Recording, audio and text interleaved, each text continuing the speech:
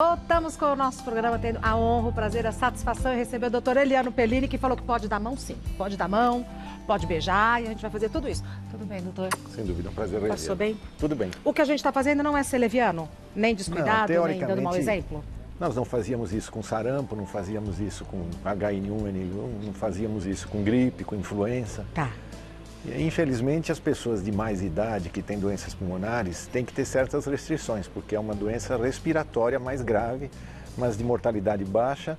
E, infelizmente, acho que a sociedade foi assustada de uma forma agressiva. Sempre há alguma coisa política, mercadológica, econômica por trás dessas endemias. Nosso país tem febre amarela, tem chikungunya, tem dengue. E agora está sendo preocupada com vírus que não tem tanta invasibilidade assim, se você for saudável, se tomar cuidados básicos. Tá. E, teoricamente, o que a gente faz no Brasil, que é se beijar, se tocar, vai tirar a espontaneidade e vai nos tornar um grupo mais alemão. Veja, os italianos também falam muito, se tocam muito. Os ingleses que não se tocam, os alemães que não se tocam também têm a doença, então... O meu único medo é dar mau exemplo, sabe? Porque é muita responsabilidade estar do lado de cá. Não, vale a pena. Então, Se mas caso eu você posso tivesse fazer gripada, você usaria máscara e apresentaria o programa com máscara. Perfeito. Lavar as mãos, você tem que ter álcool perto. Mas acho que a gente tem que perder um pouco desse medo. Vai diminuir a nossa sociabilidade. Muito bom ouvir isso, né? Bom, mas vamos ao nosso tema que vou até ler para não falar errado. Qual a origem dos nomes atribuídos aos órgãos sexuais? Então, na verdade, os órgãos sexuais são equipamentos para que a gente possa se reproduzir. Tá.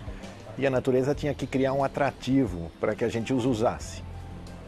E, infelizmente, em determinado momento, por volta de 1600, 1620, esse atrativo sexual, que era obter prazer além da reprodução, começou a ser investigado pela religiosidade da época. E aí os nomes que eram espontâneos, como muitos dos que a gente usa no dia a dia, tiveram que ser controlados para que fossem mais religiosamente corretos. Passou a ser palavrão.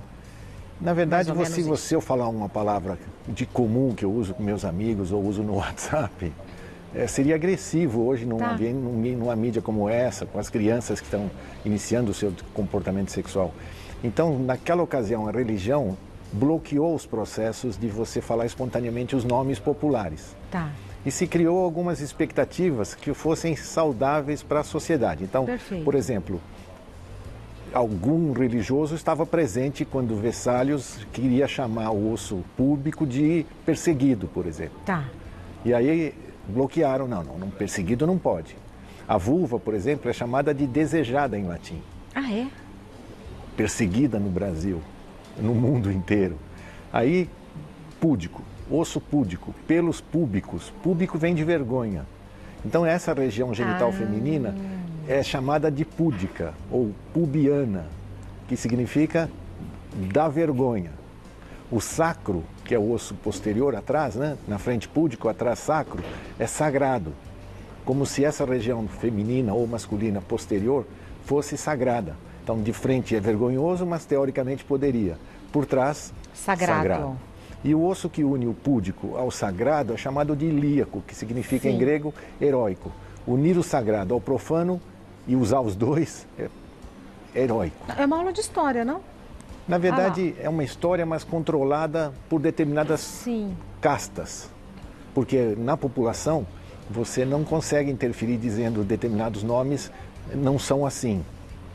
Que vieram de Portugal, que vieram da escravidão, que vieram da África. Esses nomes continuam na voz do povo.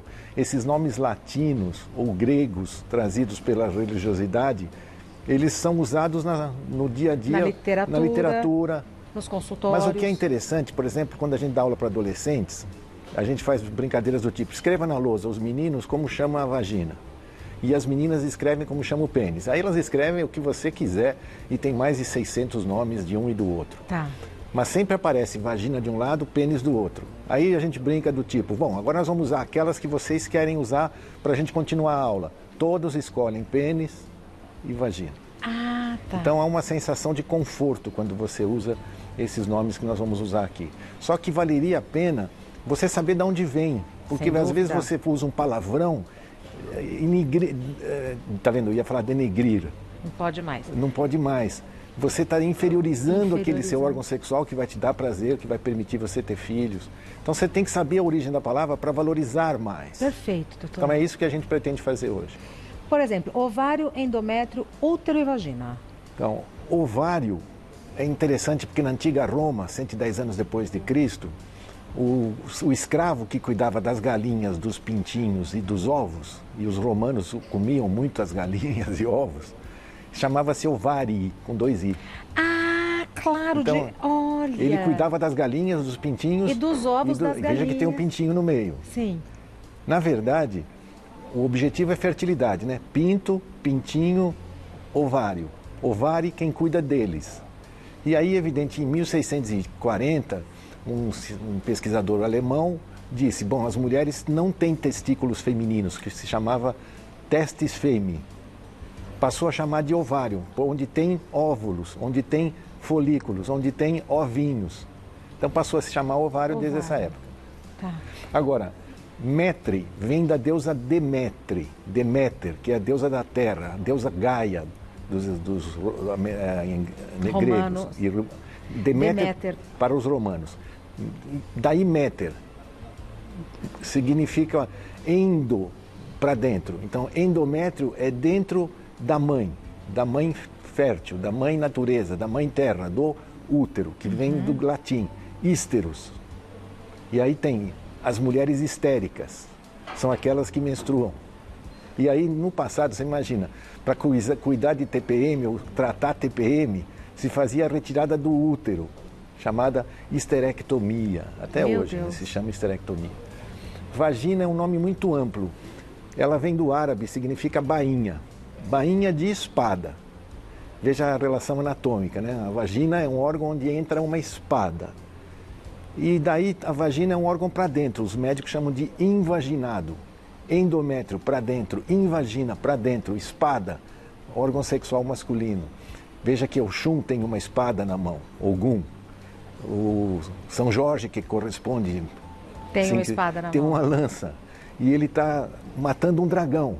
E no Brasil o nome de uma mulher feia é... Olha. Dragão. E o homem que tem vida sexual com mulheres feias é chamado de guerreiro. Então veja que interessante. Tudo tem uma ligação, lógico, eu não posso fundamento. falar, tem um fundamento. Então, esses órgãos são simples, todo mundo conhece, ovário, útero, trompa. E útero? Útero é matriz, vem de Uber, da mama da vaca, da mama da cabra, e significa matriz, mãe, a mãe da menstruação. Na verdade, o útero chora quando não engravida, menstrua. São nomes interessantes e dentro da área médica é o que a gente usa no dia a dia do consultório. Né? Tá. Já vimos, passou a imagem rapidamente, mas a gente já falou sobre sacro, pubis e ilíaco. E cóccix, que é o último ossinho. Ah, né? lá, isso, faltou falar do cóccix. Cóccix foi um anatomista Galeno. Galeno é um anatomista interessante. Ele é belga, mas trabalhava em Roma. E ele era o grande médico dos grandes imperadores. Sempre achei que Galeno fosse italiano. Então, mas ele é belga, né? É muito próximo, né, ali, né? E ele deu o nome de cóccix porque, ao ver esse osso na anatomia, ele lembra o bico de um passarinho. Cóccix, bico. Tá. Temos mais, acho que duas imagens. Acredito que sim. Vamos ver, próximo. Esquecemos a parte externa, porque quando você fala vagina, vagina é um órgão interno. Mas a parte externa tem outros nomes. A mulher entende vagina como tudo, mas tem a vulva, tem o ímen, tem a uretra, tem a parte de períneo, que é aqui, né? Esse é um órgão genital extremamente interessante, só que a maioria das mulheres não olha para ele. As mais velhas. Hoje as coisas mudaram um pouco, porque, jovens, por exemplo, as meninas se veem nas fotos. No espelho. No espelho, mas mesmo assim a gente fez uma enquete na Faculdade de Medicina e fez uma faculdade na Faculdade de Psicologia. E aí? E perguntou quantas vezes você já olhou para sua vagina nesse último mês. Estudantes de medicina faz mais de 3 meses que não se olhavam. E na psicologia, que é importante também trabalhar nessa área, 75% nunca se olharam. 75%? Essa pesquisa foi feita quanto? Recente? Foi feito 2 anos atrás. A gente está pretendendo repetir de novo porque a gente acredita que a mídia e a internet têm divulgado mais, mas infelizmente ainda não. Deve ser por aí, tá. Então veja, por exemplo, tem um órgão aí escondido, né, que é o clitóris. A palavra grega é escondido, fechado. Mas Clitos é a mulher de Netuno. E essa região tem alguma coisa a ver com o mar, o cheiro, a salinidade. Clitóris, portanto, é a mulher de Netuno, que é o rei que manda nessa área marinha. Lembra da Afrodite que sai do mar se protegendo? Sim. Então, Clitos, em algumas origens, chama-se chave. A chave da porta do paraíso ou do inferno, dependendo de como essa mulher vê a vida sexual. Lábios, porque lábios assemelham-se aos lábios. Tá. Tanto que toda palavra que as mulheres falam, X, se associa à genitália feminina. Então, Xuxa, porque o formato lembra a boca e lembra os lábios. Olha, que eu nunca tinha pensado nisso. Mas todo nome chamado, desculpe Xuxa, não estou querendo brincar com isso, mas a palavra significa formato, né, da boca. A vagina é a parte interna, a parte externa chama vulva. Vulva em grego significa perseguida, não, significa desejada. E vulva significa válvula. Veja que a vagina tem lábios que fecham como se fosse uma porta de salão, né? E tem umas que se fecham como folhas de livros, que são os pequenos lábios, chamadas ninfas, que teoricamente lá no passado eram virgens. E o ímen que dá essa sensação da mulher que teve sexo ou não, chama-se membrana. Ímen, membrana em latim. Tá, é didático, né? Didático. É. E temos os órgãos sexuais masculinos. Que são o seu oponente. Na verdade, no embrião, até 8 semanas, os dois órgãos são idênticos. Ah, é? A natureza tem mais interesse em fazer mulheres, lógico, porque elas são férteis, fazem filhos. Os homens não têm útero, então eles não são férteis, teoricamente. Não fazem filhos, eles engravidam. Sim, sim, mas então não geram. Os órgãos externos são iguais. Mas na 8ª semana, se você não tiver os 2 cromossomos X, você começa a produzir no testículo do menino hormônio masculino. E ele inibe a formação de uma vagina e do clitóris. E aí vai para pênis, bolsa escrotal e fecha os órgãos como se fossem masculinos. E qual a origem do nome? Dos nomes? Uretra? Uretra significa tubo que leva a urina, em grego. Também, simples, didático. Didático, visível, fácil. Só que a uretra masculina está dentro de um corpo cavernoso e um corpo esponjoso, que se enchem de sangue e dão essa característica da excitação masculina, que é o endurecimento do pênis, enquanto na mulher a congestão sexual gera lubrificação. Tá. Glande, que é a ponta do pênis, a cabeça do pênis, é o nome de uma bolota, que na Espanha e em Portugal vem do carvalho, que é o que os porquinhos pretos de Espanha e os porcos de pata escura em Portugal, chamados presuntos famosos, Ramon, comem no pasto, a bolota. E a bolota vem do carvalho. Veja que essa palavra é muito famosa, porque no Brasil se usa como uma expressão agressiva. Na verdade, essa palavra, não posso dizer aqui, representa o ponta do mastro. Quando chegaram as galés trazendo escravos, os escravos rebeldes eram colocados lá em cima, naquela ponta que balança e dá um enjoo terrível. Imagina o local. Você vai para a casa do... E aquela ponta do mastro, glande, representa a ponta do pênis. Que coisa. Pênis vem do latim, significa pincel. Tanto que Fleming, quando descobriu a penicilina, ele disse assim: estou vendo um fungo em forma de pincel. Vou chamar de penicilina. Pincel, veja que interessante. Os homens têm um pincel, que pode ser ereto, um pincel, e pode ser broxa, que é característico daquele pincel que cai decadente. E o pincel pode fazer uma obra de arte, dependendo do pintor, que é filhos maravilhosamente amados. E pode fazer um estupro. Então esse pênis ou esse pincel pode ser usado por um artista ou por um criminoso. Temos testículo, também tem explicação? Testículo é muito interessante, porque teste significa testemunho.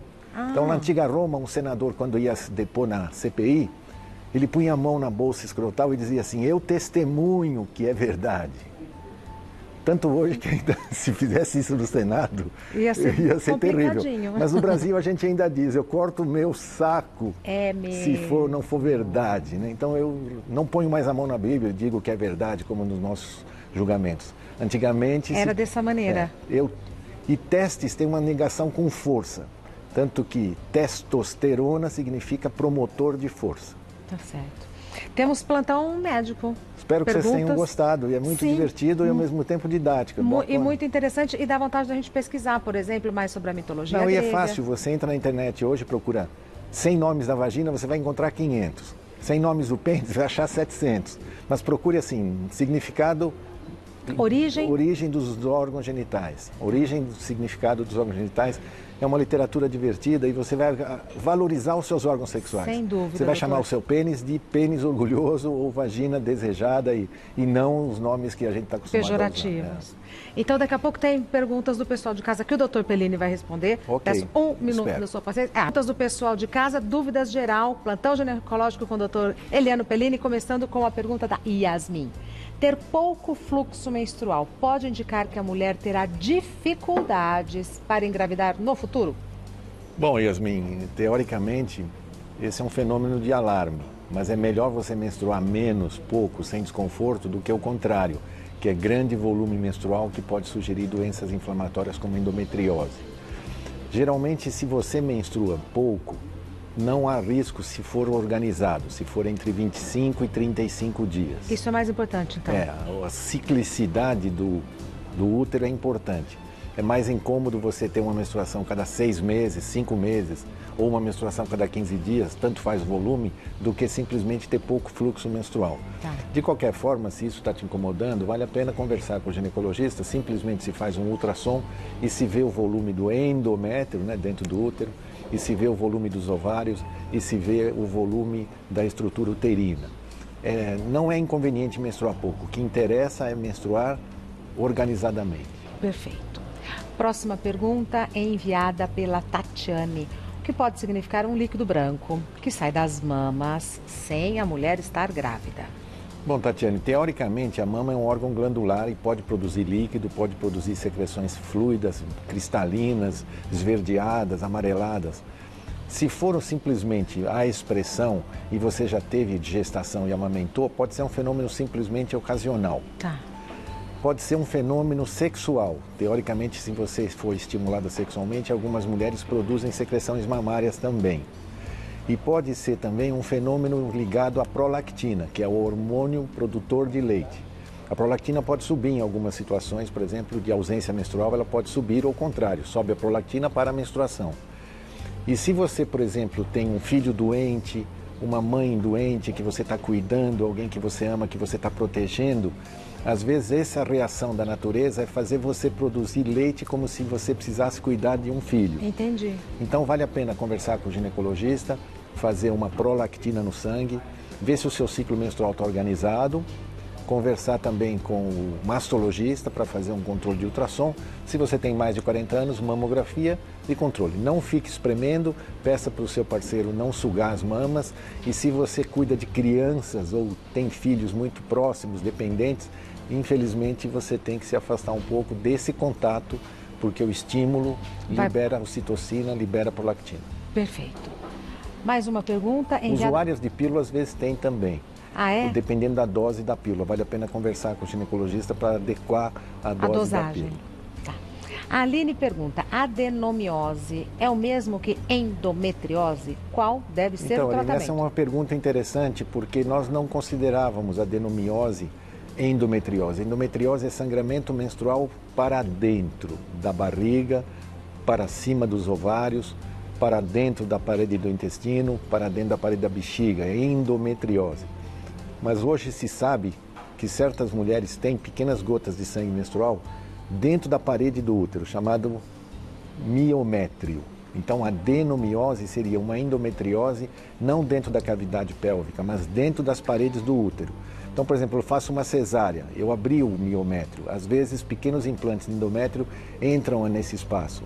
Mas a mulher mais velha, assim como os homens têm câncer de próstata, e tem próstatas grandes, as mulheres mais maduras, principalmente de cor negra, têm mais miomas e têm mais úteros grandes, que a gente sabe hoje são adenomiose. É um fenômeno benigno, mas infelizmente causa volume de sangramento muito alto. E tem tratamento? O tratamento seria deixar de menstruar, que são fenômenos simples hoje com pílulas contraceptivas modernas de uso estendido. Então, por exemplo, eu tenho uma adenomiose, tenho um útero grande, tenho um mioma. Hoje eu posso usar uma pílula contínua sem parar, sem menstruar e o útero tende a regredir. E há alguns hormônios novos discutidos, principalmente no grupo da Bahia, do professor Elcimar Coutinho, do professor Hugo Maia, que é o uso de uma substância chamada gestrinona por via vaginal. E com isso eles têm conseguido reduzir as cirurgias de retirada do útero de número muito intenso. Olha que interessante. A mulher brasileira tinha uma adenomiose, tinha um mioma, tinha um útero grande. Vai para a cirurgia. Não serve mais para nada. Na verdade, o útero é importante. Muitas mulheres têm no seu útero o seu órgão de choque. Então, por exemplo, você tem um mioma grande no útero, ele tem nome. Se você for tem data. Se você for procurar alguma coisa que te agrediu, sim. Sabe? Eu não estou falando de agressão familiar, mas agressões emocionais, sim, perdas sim. afetivas, fazem você produzir esse crescimento do útero, que no homem sugere crescimento da próstata. Tem evento hormonal, lógico, mulheres que têm ovários policísticos, que têm menos hormônio feminino, têm menos esses fenômenos. Mas tem uma linhagem mais para as mulheres de linhagem africana, tem mais para mulheres tensas, expressadamente, sabe, incômodas. Então a gente fica muito atento, mas há ligação com endometriose, infelizmente. Perfeito. Vamos de mais uma? Se der, lógico. Então vamos. Beatriz, o espermatozoide sobrevive por quanto tempo dentro da vagina da mulher? Bom, espermatozoide é um nome interessante, né? Porque zoide significa animal. Zoológico, zooide significa de forma animal. Esperma. E esperma é o líquido que você ejaculava. Você imagina nos antigos pesquisadores a curiosidade para saber o que tinha dentro do esperma. Leonardo da Vinci acreditava que o esperma era um ser animal que entrava dentro do sangue menstrual e produzia o bebê. Então a mulher que não menstruava mais, com o sangue fazia o embrião. Leeuwenhoek, em 1449, que era um tecelão, desenvolveu um microscópio para ver os seus tecidos que ele fazia na Holanda. Olha que legal. Então você imagina o que ele fez primeiro, em vez de ver tecido, ele viu o quê? O seu esperma. E ele viu umas coisinhas se mexendo. E ele colocou o nome de espermatozoide, quer dizer, um animal que caminha dentro do esperma. E aí, só quase 100 anos depois, se descobriu que as mulheres faziam óvulos. Nesse período surgiu essa coisa do machismo, que é o homem que engravida. E, na verdade, ele apenas fornece 23 cromossomos para a mulher que ovula e fecunda. Então, nesse espaço de 100 anos, os homens passaram a ser os férteis, passaram a ser os mandatários desse machismo. Supondo que era ele que fecundava as mulheres, né? Agora, nós sabíamos que o espermatozoide, numa vagina normal, durava 2 dias, tanto que o período fértil é 13º, 14º, 15º dia. Os estudos de fertilização in vitro estão mostrando coisas interessantíssimas. Mulheres muito férteis, que têm colos do útero com muito muco, mulheres com níveis hormonais elegantes, elas guardam espermatozoides por mais de 7 a 8 dias, 10 dias às vezes. Isso quer dizer, você pode ter transado no dia 5 do seu mês e a fecundação e você vai ovular 12 dias depois. E você não teve mais relações e engravidou daquele esperma que você guardou.